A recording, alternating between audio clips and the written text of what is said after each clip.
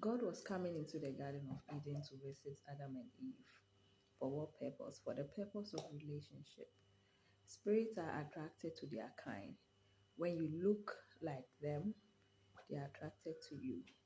God was coming into the Garden of Eden to relate with Adam.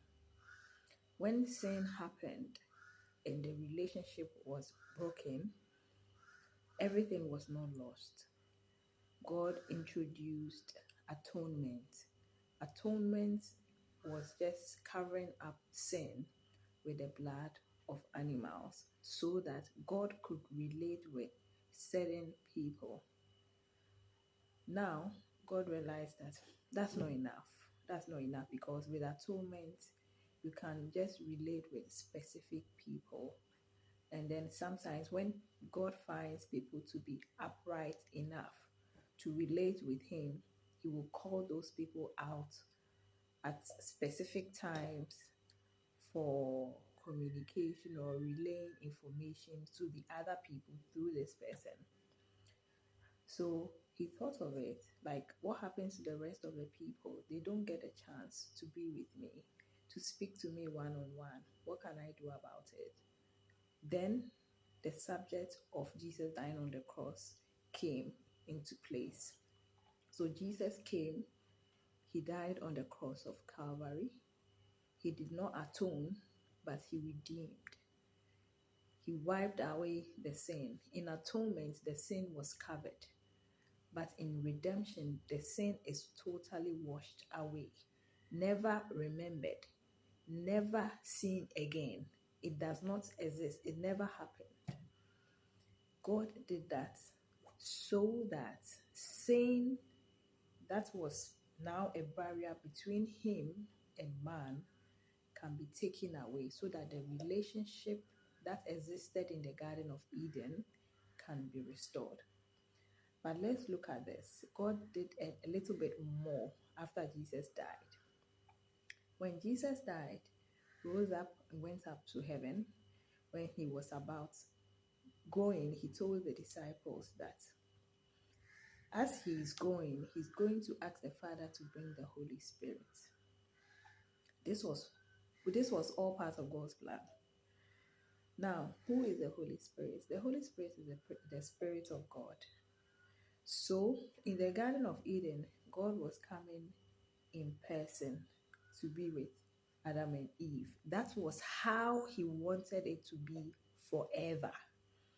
But sin came in between, and now we couldn't relate with God that much. It could be just specific people after certain things had been done. Jesus died, redeemed us, and now that relationship that existed in the Garden of Eden has been moved a step further. Now, God does not just come to be with us, but lives on the inside of us in the form of the Holy Spirit. That is how much God values his relationship with us because we are his bride. He values us so much. He esteems us so much. He's so obsessed, if that is a word I should use with God. He is obsessed with you watching me, with you. It doesn't matter. It doesn't matter how you are, what it is. He is obsessed with you. He's always looking forward to hear your voice in prayer.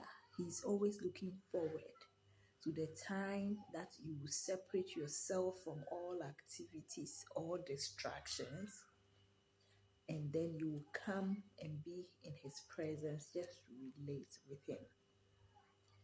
Relating with God gives him a lot of pleasure. If you don't know, I'm telling you.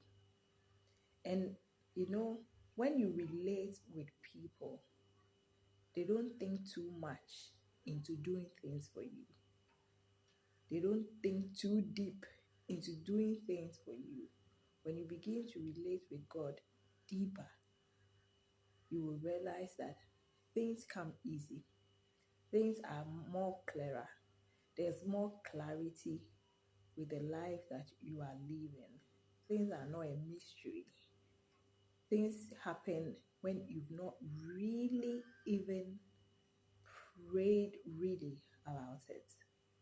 So I want to encourage you. God has done a lot to restore the relationship that was broken in the Garden of Eden. Jesus has died on the cross. He has paid the price. The enemy has planned all the distractions so that you don't relate with God. You don't have time. And all the distractions are very enticing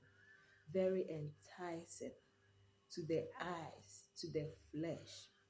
But I want to encourage you to overcome and find time to relate with the one who has gone all out to restore his relationship that was broken by us to him. It was broken by Adam, our forefather. He has gone too far because he values the relationship that exists between him and man. He's obsessed with you. He's thinking of you. He's always looking out, stretching his neck like, is she coming? Is she coming to spend time with me? Is she relating with my spirit that lives in her? What is heavy on her heart? Is she telling the Holy Spirit about it? Is she asking the Holy Spirit to assist and help? God is obsessed with you. That's all I want to say. God is obsessed with you. He is obsessed with you. Okay? So find time for him.